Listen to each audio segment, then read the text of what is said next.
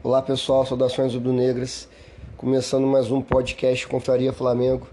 Falar hoje da vitória do Flamengo de 3-0 sobre o Nova Iguaçu pela primeira partida da final do Campeonato Carioca. O Flamengo entra com seu time titular no início do jogo.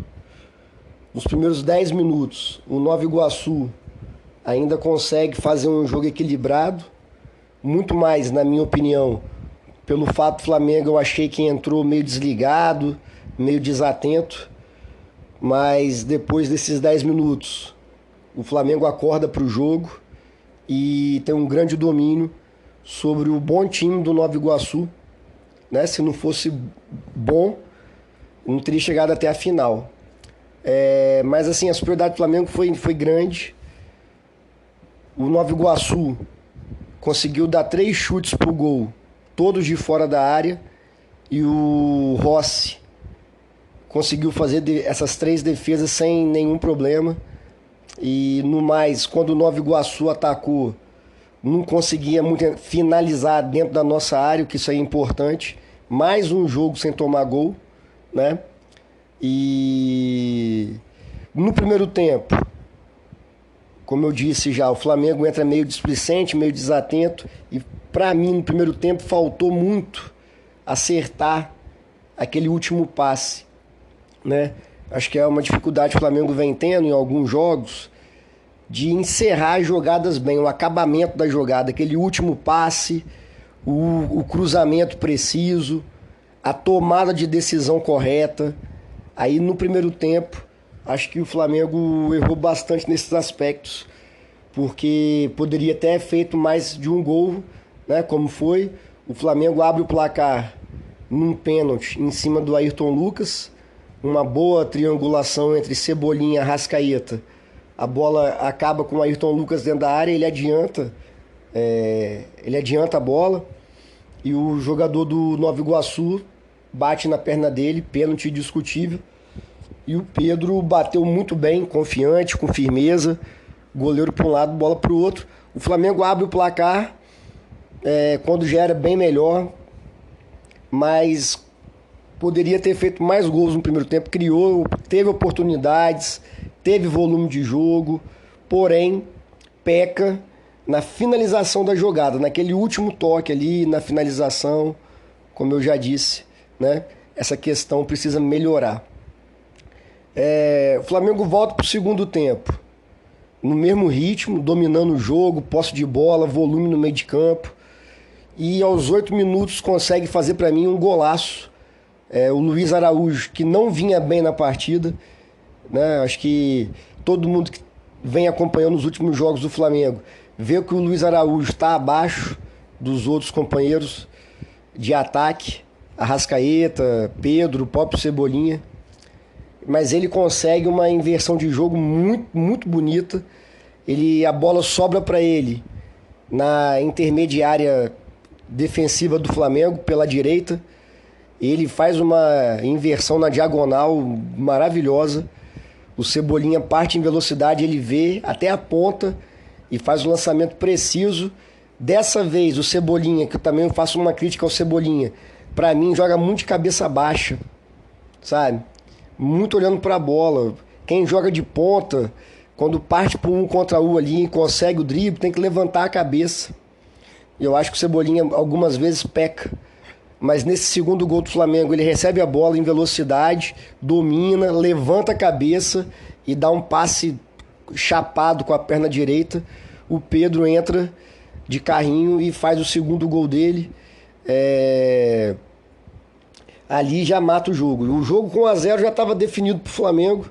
A gente que estava vendo o jogo via que o Flamengo iria fazer mais. E logo aos 8 minutos faz o segundo gol. O que também, assim, o Flamengo continua jogando bem, continua criando oportunidades. O Flamengo criou oportunidades o jogo todo. O Flamengo não sentou no resultado. Porém, o time diminui o ritmo, sabendo que terça-feira tem um jogo importante. Estreia da Libertadores em Bogotá, que tem uma altitude de 2.000 e poucos metros. Essa altitude não interfere na parte física de cansaço, porém atrapalha na questão de velocidade da bola. a bola fica mais veloz. Então os jogadores têm que se adaptar a essa velocidade da bola devido ao ar ser mais rarefeito. O jogo dominado pelo Flamengo, o Tite começa a fazer substituições que única e exclusivamente para poupar os jogadores. Saiu o Pulgar, saiu o De La Cruz. De La Cruz ontem, para mim ficou bem claro que ele cansou. O De La Cruz jogou pela seleção uruguaia terça-feira, aí joga na terça-noite, viaja, né? Volta para o Rio de Janeiro e tem desgaste para poder jogar sábado, 5 horas da tarde. Então acho que o De La Cruz sentiu a parte física, e a parte física é o que faz o jogo do De La Cruz aparecer, que ele corre o campo todo, mas mesmo assim ainda conseguiu alguns bons passes e tudo mais. Então sai o Pulgar, sai primeiro, né, o De La Cruz, depois o Pulgar, depois a Arrascaeta, depois sai os 2 pontos, Luiz Araújo e o Cebolinha. E entra, né? Ele botou o Alan, botou o Igor Jesus, botou o Matheus Gonçalves, botou o Vitor Hugo, botou o pessoal para jogar. Também entrou, né? O primeiro a entrar foi Bruno Henrique. Assim, eu acreditava, né? Voltando a falar dos jogadores do jogo, eu acreditava que o Bruno Henrique entraria de titular no lugar do Luiz Araújo, sabe? Assim, pelos últimos jogos, o Luiz Araújo não ter jogado bem. E o Bruno Henrique, quando entra, o time joga um pouco melhor também que o Luiz Araújo. Mas o Tite tem um pouco de, né, demorar para mexer. Ele fala, né, que o campo fala e tal, então ele optou pelo Luiz Araújo, beleza, também não é nada de que absurdo. Até porque nenhum jogador do Flamengo é perna de pau, né, gente? Até o Luiz Araújo, que acho que todo mundo vem criticando, porque vem jogando abaixo do que a gente espera dele, do que ele pode. Como eu já disse aqui, conseguiu fazer uma linda jogada pro segundo gol do Flamengo, né? Um lindo lançamento. Então ele descansa, né? O Pulgar vinha de lesão, voltou a treinar quinta-feira só. O De La Cruz estava com a seleção do Uruguai, o Arrascaeta também. E os 2 pontas são os que mais correm no time, né? Tanto o Cebolinha quanto o Luiz Araújo, quanto o Flamengo corre o jogo todo ali, recompõe o meio de campo, ataca. Então acho que as substituições foram boas. Ele até tinha chamado o Matias Vinha para entrar no lugar do Ayrton Lucas, mas preferiu tirar o Cebolinha, o que eu achei inteligente também. Que o Ayrton Lucas, se a gente lembrar do jogo, depois que faz as substituições, depois o Flamengo faz 2-0, o Ayrton Lucas segura bastante ali a posição, sabe? Não precisava mais se desgastar, correr, porque agora vai começar uma série de jogos, uma maratona de jogos do Flamengo. Campeonato Carioca, Libertadores começa, depois vem Brasileirão, Copa do Brasil. Então é um campeonato, né, vários campeonatos, vários jogos. E o Flamengo ainda consegue fazer o terceiro gol. Para mim, numa boa jogada do Arrascaeta dentro da área, tenta o drible, a bola sobra pro Pedro. Se a gente relembrar o gol, para mim o grande lance desse gol é que a bola vem dividida. O Pedro, ao invés de dividir com o jogador do Nova Iguaçu, ele dá um toquinho por cima do jogador.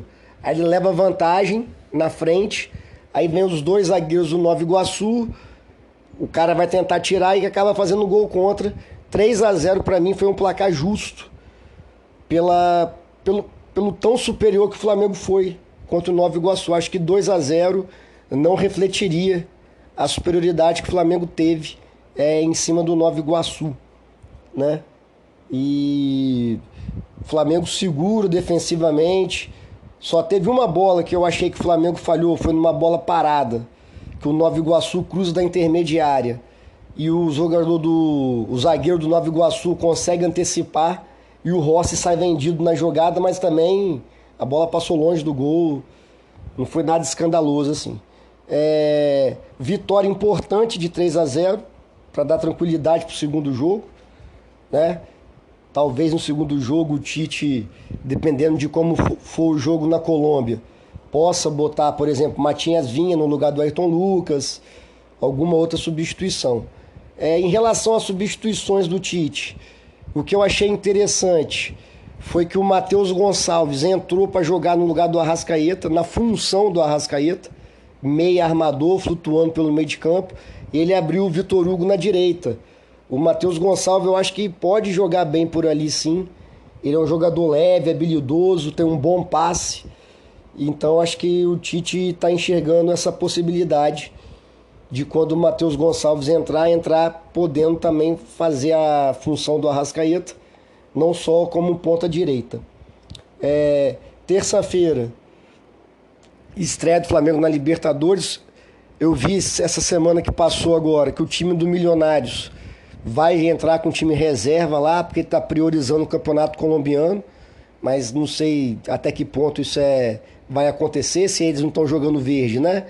A gente não sabe. Mas independente se for time titular, time reserva, acho que o Flamengo consegue uma boa vitória lá, né?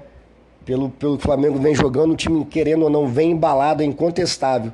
Apesar de ser o Campeonato Carioca, né? Que não é um nível altíssimo, mas enfrentou clássicos, jogou bem, contra o Nova Iguaçu, que é o time que conseguiu chegar à final eliminando o Vasco. O Nova Iguaçu, nos 2 jogos contra o Vasco, jogou bem melhor do que o Vasco, sim. Classificou por justiça. Então, assim, o Flamengo vem embalado e eu espero que o Flamengo possa continuar embalado na Libertadores, ganhar bem do Milionários, para a gente continuar esse bom início de ano no resto da temporada. Valeu, pessoal. Saudações rubro-negras, abraço e até a próxima.